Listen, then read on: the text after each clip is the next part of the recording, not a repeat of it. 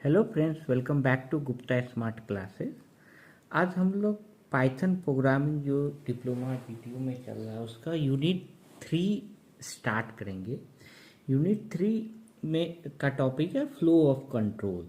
तो what is flow of control? इसमें कभी कभी हमें प्रोग्रामिंग में ऐसे प्रोग्राम्स करने होते हैं जिसमें हमें कंट्रोल को फ्लो करना है, फ्लो को कंट्रोल करना है। तो व्हाट डज इट मीन कि हमें जो order of execution of the program है, जो जिस ऑर्डर में हम इम्प्लीमेंट करना चाहते हैं उसको पे कंट्रोल करना है। तो ये आप एग्जाम्पल देखेंगे तो ज़्यादा समझ में आएगा।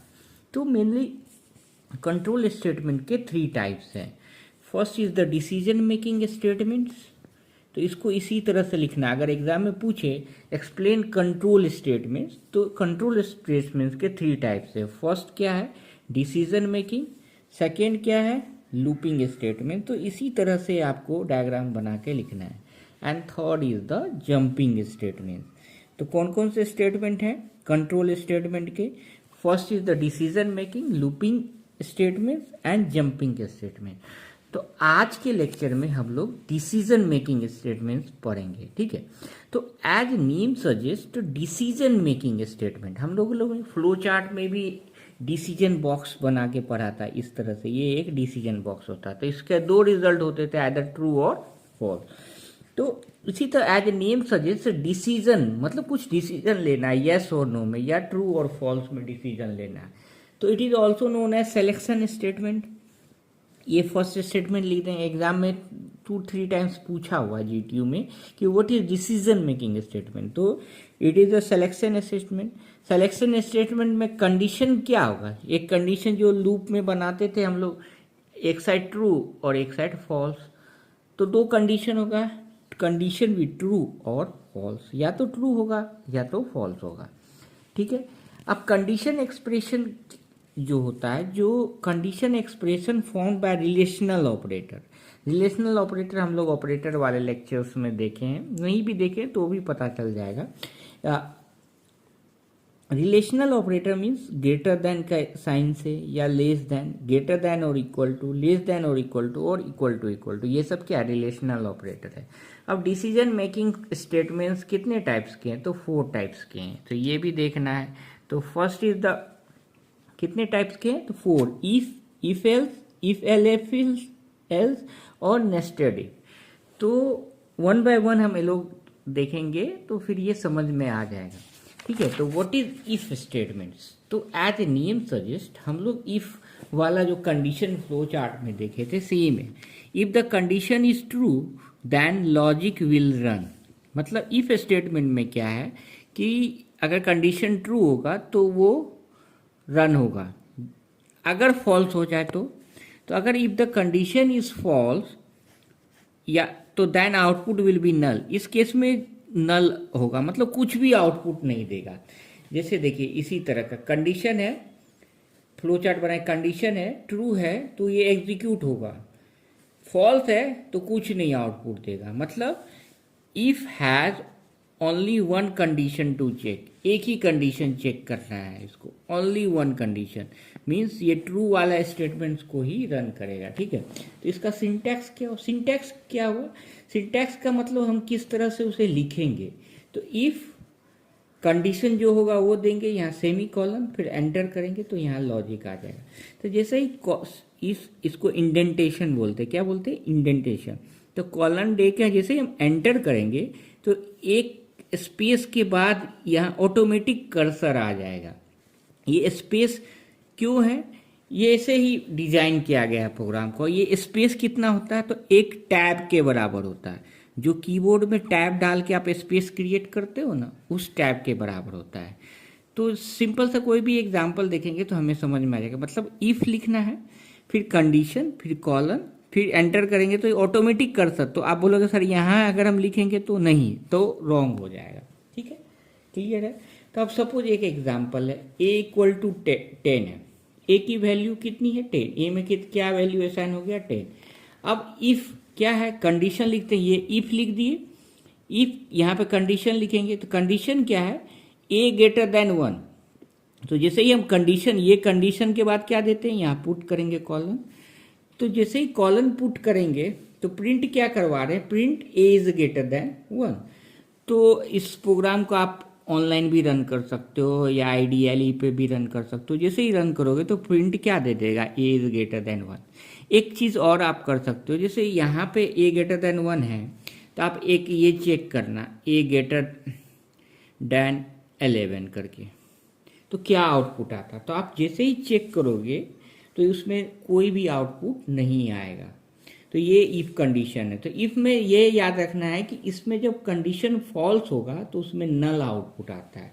तो कंडीशन जब फॉल्स होगा तो उसमें क्या आउटपुट आएगा वो हम इफ़ एल्स से करते हैं। इफ़ एल्स में जस्ट इफ जैसा ही है, इसमें अगर फॉल्स कंडीशन भी है तो उसमें भी ये आउटपुट को प्रिंट करता है।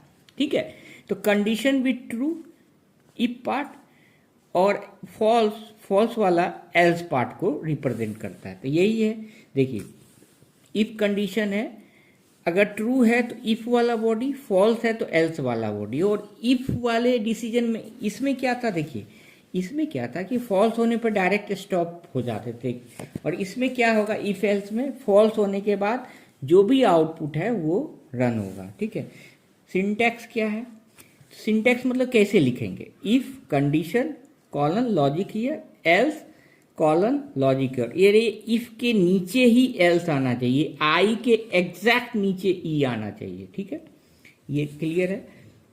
अब सपोज हम एक प्रोग्राम लिखते हैं इवन और ऑड का। ठीक है, तो हमें लॉजिक पता है कि कोई भी नंबर 2 से डिवाइड है, अगर 2 से डिवाइड करने पर रिमाइंडर 0 आता है तो वो नंबर क्या है, इवन है। अगर रिमाइंडर 0 नहीं आता है तो वो नंबर ऑड है।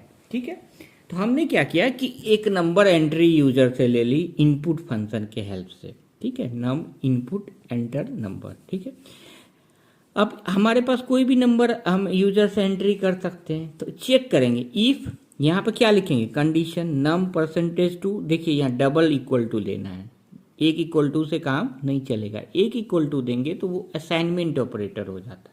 तो इफ नंबर %2 क्या है, तो ऑपरेटर वाले में लेक्चर में बताए थे ये क्या, कौन सा ऑपरेटर है, मोडुलो ऑपरेटर में क्या रिजल्ट आता था, रिमाइंडर। रिमाइंडर क्या है, शेष है। तो चेक करेगा, अगर 0 आएगा, अगर हम सपोज 10 किए तो 10 डिवाइडेड बाय 2 क्या आता है, 0। रिमाइंडर क्या आता है, 0। अगर 7 है तो 7 को 2 से डिवाइड करेंगे तो रिमाइंडर मतलब शेष क्या आता है, तो 1। तो अगर 0 रिमाइंडर होगा तो प्रिंट करेगा number is even, else print करेगा नंबर इज ऑड। सिंपल है इफ एल्स। तो आप ये प्रोग्राम खुद से रन करा के देख सकते हो। अब एक और एग्जांपल लेते हैं इफ एल्स का। ठीक है, to check eligible for vote. तो हमें पता है वोटिंग के लिए एज क्या होती है, 18। मतलब मोर देन 18 ईयर्स होगा तो वो पर्सन एलिजिबल फॉर वोट होगा, नहीं होगा तो नहीं होगा। तब इसमें क्या किया हमने, एज की एंट्री ले लिए यूजर से, int input enter age. If age greater than 18 तो print eligible for vote, else print not eligible for vote. Simple सा है। आप ये प्रोग्राम घर पे खुद से ट्राई करना है। To check number is positive और नॉट, लॉजिक सेम है। इफ नंबर ग्रेटर देन 0 तो पॉजिटिव, एल्स निगेटिव। सिंपल सा है। अब ये कंडीशन इफ, एल्स और एल्स, तो इसमें क्या है, देखिए एक इफ होगा और बहुत सारा एल्स इफ हो सकता है, उसके बाद एल्स होगा। जैसे कब होगा, when we like to execute some more condition. ठीक है, तो इसका सिंटैक्स क्या है, ये सिंटैक्स है, यहाँ लिखना भूल गया मैं, ये सिंटैक्स है।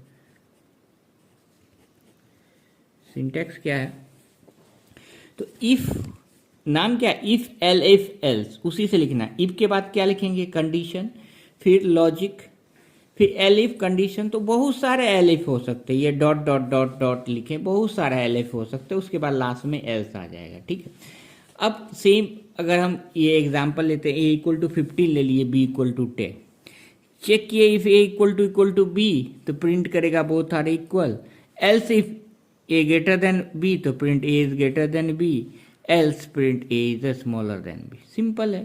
तो इसी को थोड़ा सा ब्रॉडर व्यू में हम चेक करते हैं कि दो वैल्यू को हम एंटर कराते हैं यूजर से और कंपेयर करेंगे और उसमें से जो बड़ा है वो प्रिंट करेगा। ठीक है, तो मतलब मैक्सिमम वाला हम प्रोग्राम कर रहे हैं। ठीक है, तो ये तो इजी है, हम यूजर से एंटर करा लेंगे num1 and input enter num1 num2 and enter number 3 कोई ज़रूरत नहीं है अभी, ये और इसको नहीं लिखना है। ठीक है, तो num1 num2 हम एंटर करा लिए। अब चेक करेंगे if number 1 is greater then number 2, दो ही नंबर है। अगर आप एक नंबर 1 में 8 एंटर करते हो, नंबर 2 में 5 एंटर करते हो, तो अगर नंबर 1 ग्रेटर देन नंबर 2 है तो मतलब क्या, नंबर 1 मैक्सिमम है, तो print number 1 comma is maximum, मतलब जो नंबर है वो प्रिंट करेगा। अगर नहीं है else if number 2 greater than number 1 होगा तो प्रिंट क्या करेगा, नंबर 2 इज मैक्सिमम, और एल्स बोथ आर इक्वल।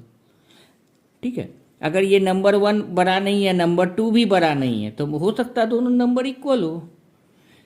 दो नंबर में क्या पॉसिबिलिटी है, अगर दो नंबर हमें एंटर करते हैं तो या तो एक नंबर बड़ा होगा या तो दूसरा नंबर बड़ा होगा या तो दोनों इक्वल होगा। ठीक है, अब आ जाता है last one, nested if statement.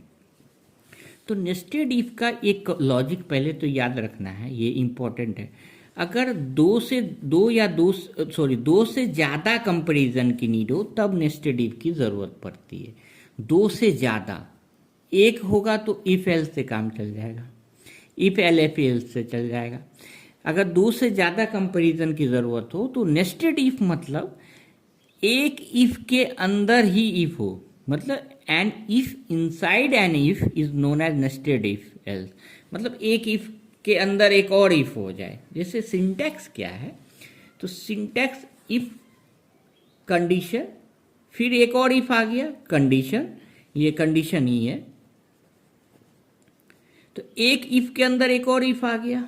ठीक है, एग्जाम्पल देखेंगे तो ज़्यादा समझ में आएगा। फिर और इस एफ का ये एल्स है, फिर लॉजिक, फिर एल्स लॉजिक हियर, मतलब ये इफ के लिए ये एल्स है और ये इफ के लिए ये एल्स है, ये समझ में होना चाहिए। ठीक है, मतलब इस इफ के लिए, इस इफ में अगर कंडीशन ट्रू होगा तो ये पार्ट रन होगा, अगर फॉल्स होगा तो ये पार्ट रन होगा, और इसका कंडीशन फॉल्स होगा तो ये, अगर इफ कंडीशन ट्रू होगा तो हम अंदर चले जाएंगे। ठीक है, एग्जाम्पल देते हैं तो ज़्यादा क्लियर होगा।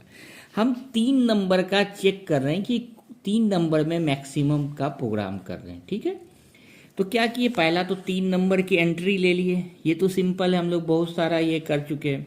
तो a int input enter number 1, b int input enter number 2, c input enter number c, या जो भी करे, ए बी सी करे। ठीक है, 3 नंबर हमारे पास आ गए।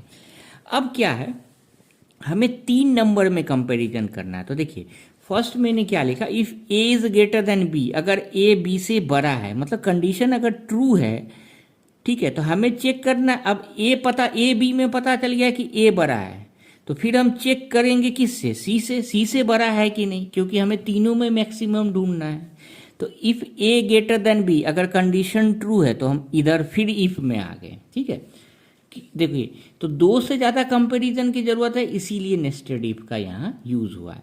तो if a greater than b, अगर ये कंडीशन ट्रू है तो फिर सी से चेक किए, इफ़ ए ग्रेटर देन सी, मतलब ए सी से भी बड़ा है, अगर यहाँ कॉलन दिए तो print A is maximum, colon हमेशा देना है। अगर ये कंडीशन फॉल्स है, मतलब ए तो बी से बड़ा है, ये सही है कि हम इसमें आए, लेकिन ए सी से बड़ा नहीं है। ठीक है, ए बी से बड़ा है लेकिन ए सी से बड़ा अगर नहीं है, अगर ये कंडीशन फॉल्स हो जाता है तो मतलब सी ही सबसे बड़ा है, तो else print c is maximum. अब देखो अगर ये कंडीशन फॉल्स है, मतलब if a greater than b नहीं है, तो मतलब क्या बी ग्रेटर देन ए है, मतलब फॉल्स है तो इस पार्ट में आएंगे, एल्स वाले पार्ट में आएंगे। इसका इफ का एल्स कहाँ है, यहाँ पे है। ठीक है, तो मतलब ए ग्रेटर देन बी अगर फॉल्स है तो मतलब क्या है, हम क्या समझ रहे हैं कि बी ग्रेटर देन ए है, तो अब हम बी का किससे कंपैरिजन करेंगे, सी से। तो if b greater than c, तो बी सी से भी बड़ा है, print b is a maximum, और एल्स, अब इस अगर ये कंडीशन फॉल्स है तो एल्स क्या कर देगा, print c is a maximum. तो आप 2-3 एग्जाम्पल्स करके देखना है, ये सब एग्जाम्पल आपको प्रोग्राम में करके देखना होगा तो समझ में आ जाएगा इम्पोर्टेंट कौन सा है। तो इफ़ और इफ़ एल्स सबसे ज़्यादा इम्पोर्टेंट है, 2-4 प्रोग्राम्स इसमें करो। और अगर आप चाहते हो कि इससे रिलेटेड बहुत सारे प्रोग्राम्स के लॉजिक में कराऊं तो kindly put in the comment section, we will do it. Thank you. कोई भी डाउट हो तो कमेंट कीजिए। लेक्चर बनाने में काफ़ी एफर्ट लगता है, अगर आपको पसंद आए तो kindly like it and comment it. Thank you, it really motivates me.